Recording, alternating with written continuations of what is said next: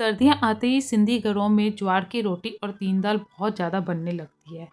जिस तरह से आप देखते हैं ना कि पंजाबी परिवार में सरसों का साग और मकई की रोटी बनती है, उसी तरह इस ज्वार की रोटी के लिए सर्दियों का इंतज़ार रहता है। चलिए आज इस तीन दाल की रेसिपी और इस ज्वार के पराठे की मतलब ज्वार के डोडे की रेसिपी देख लेते हैं। इसके लिए मैंने तीन दाल को पहले से ही भिगो के रख दिया था। इस तीन दाल में कौन सी दालें मिक्स होती हैं पहले मैं आपको बता देती हूँ। इसके लिए मूँग की छिलका दाल 1 कटोरी जैसे ले रहे हैं, उससे आधी चना दाल और उससे आधी उड़द की छिलके वाली दाल डलती है। इन सबको मिला के फिर मैंने एक छोटी कटोरी 1-2 घंटा पहले मैंने भिगो के रख दी थी। अब एक कुकर में पानी ले लूँगी, इसमें ये भीगी हुई दाल डाल दूँगी। दाल में जैसे उबाल आएगा उसके ऊपर एक झाग सी बनती जाएगी, जिसे हम दाल की मैल बोलते हैं, इसे हम हटाते जाएंगे। अब देखिए जितना पानी कम हो गया है उतना ही पानी हमें इसमें और बढ़ा देना है। करीब 1 कटोरी दाल में हमें 5 से 6 कटोरी पानी डाल देना है। अब इस दाल में नमक और मैं सबसे पहले नमक और हल्दी डाल दूँगी, फिर अदरक इसके डाल दूँगी, 5-6 हरी मिर्च चॉप करके डाल दूँगी, 6-7 टमाटर चॉप करके डाल दूँगी। ये रफली चॉप करना है, कोई ज़्यादा छोटा या बड़ा इसका कोई वो नहीं है, क्योंकि विसिल लगने के बाद फिर हम इसे घोटेंगे तब देखेंगे मतलब मैश करेंगे तो ये अच्छी तरह से मैश हो जाएंगे। अब हम डोडे की तैयारी कर लेते हैं। इसके लिए मैं हरी लहसुन की 8-10 कलियां ले रही हूँ। इसे छीलने का तरीका देख लीजिए, ऊपर से रूट को हटा के इसका एक छिलका हम ऊपर का हटा देंगे और फिर इसमें बीच में कट इस तरह से स्लिट लगा देंगे। इस तरह से सब लहसुन जब छिल जाएंगी इनको अच्छी तरह से धो के मैं सेंटर से इस तरह से कट कर रही हूँ। फिर इन्हें मिला के हमें बहुत बारीक बारीक इसे काटना है। डोडे में जितनी बारीक ये कटी हुई होगी उतनी ही टेस्टी लगेगी। अगर इसे बारीक नहीं काट सकेंगे तो मोटा काटने के बाद इसे कूटना पड़ता है। अब ये आप काटने की उस पे देखिए, अगर इस तरह से नाइफ़ से अगर बारीक नहीं कट रही हो तो सिज़र से भी इसे काट सकते हैं। अब मैंने एक बर्तन में एक परात में 2 कटोरी मैंने ज्वार का आटा ले लिया है। ज्वार का रोटी एक करछी से एक ज्वार की रोटी बनती है। अब आपको जितनी ज्वार का ये पराठे बनाने हैं उतनी करछी ज्वार का आटा ले लीजिए। इसमें सबसे पहले मैं नमक डाल दूँगी, 1 टमाटर चॉप करके डाल दिया है, थोड़ा-सा धनिया, थोड़ी सी हरी मिर्च चॉप करके डाल दी है और जो ये हरी लहसुन काटी थी वो हम इसमें डाल देंगे।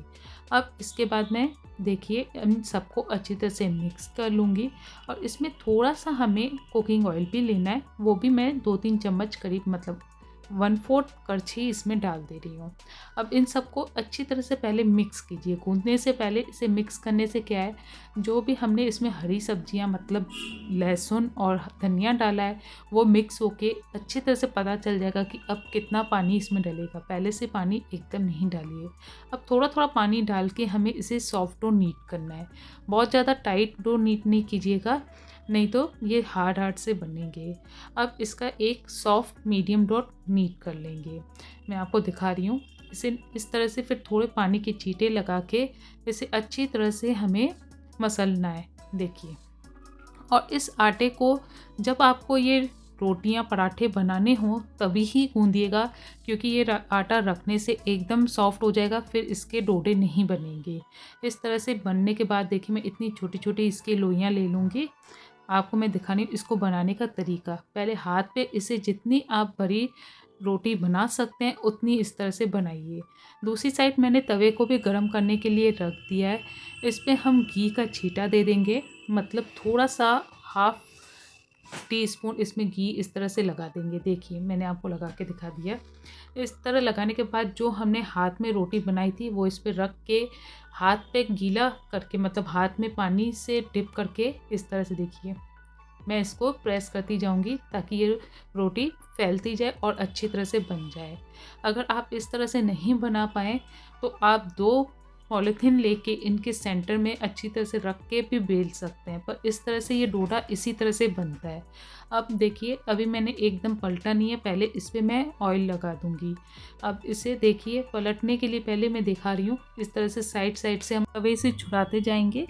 इसका साइड से देखिए कलर चेंज होने लगा है, मतलब ये पकने लगी है, पानी सूखने लगा है, तब हम इसे पलट देंगे। इस तरह से पलटने के बाद फिर इसमें मैं ऑयल लगाऊंगी। अब थोड़ा सा सिम भी कर सकते हैं, क्योंकि नहीं तो रोटी एकदम से जलने लगेगी। ये सिंधी डोडा सिंधी पराठा ज्वार का बहुत ही टेस्टी लगता है सर्दियों में इस तरह से, क्योंकि हरी लहसुन भी इसी वक्त आती है। अब देखिए दाल भी अच्छी तरह से उबल चुकी है। अब मैं इसे हैंड ब्लेंडर से इस तरह से पूरी तरह से कोट लूँगी कि जो हमें टमाटर दिख रहा है ना वो भी पूरा अच्छी तरह से मैश हो जाए। आप चाहें तो इलेक्ट्रिक ब्लेंडर से भी इसे मैश कर सकते हैं। अब देखिए थोड़ी सी दाल मुझे पतली लग रही है, इसे हम थोड़ी देर उबलने के लिए रख देंगे। अब मैं इसमें हरा धनिया डाल दूंगी, मैं चाहे तो हरी लहसुन भी डाल सकते हैं। और इसे देखिएगा एक दो उबाली आएंगे ना, ये दाल अच्छी तरह से गाढ़ी हो जाएगी, क्योंकि सब इसमें जो दालें हैं ज़्यादातर बहुत जल्दी गाढ़ी होने वाली हैं। अब मैं इसके तड़के के लिए एक करछी घी ले लूँगी। अब इसमें मैंने 4-5 सूखी लहसुन की कलियाँ काट ली थी, उसे डाल दूंगी। जैसे ही ये देखिए इतनी गोल्डन ब्राउन हो जाएंगी, इसमें थोड़े से लाल मिर्च डाल के हम इस पर तड़का लगा देंगे। तड़का लगाने के बाद भी इसमें एक दो उबाल आए, इतना हम इसे रख देंगे ताकि इसका फ्लेवर भी इसमें लहसुन का बहुत अच्छे से मिक्स हो जाए। अब आप इसे सर्व करने का तरीका देखिए, इसके साथ ज़्यादा चीज़ें नहीं लगती हैं। सबसे पहले जो हमने ज्वार के डोडे बनाए वो रख दूँगी। अब इसे और ज़्यादा चीज़ें मतलब और दूसरी सब्जियों की बिल्कुल भी नीड नहीं होती। सिंपल देखिए मैं आपको पास से एक ज्वार की रोटी दिखा रही हूँ, देखिए कितनी अच्छे से सिक चुकी हैं। और अब मैं 3 दाल जो हमने बनाई है वो सर्व करूँगी। बस सिंपल ज्वार का डोडा और 3 दाल तैयार है।